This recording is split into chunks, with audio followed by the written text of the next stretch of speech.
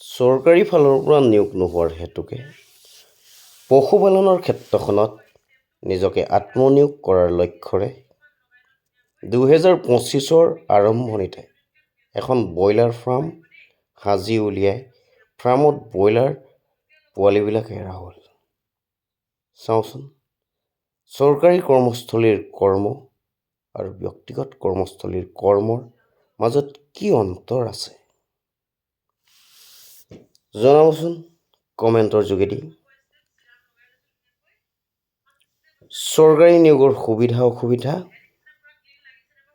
আৰু আত্মনিয়োগৰ সুবিধা অসুবিধা সম্পৰ্কে অকণমান আলোচনা কৰি চাওঁ। বৰ্তমান সময়ে আমাক এই ক্ষেত্ৰত আলোচনা কৰিবলৈ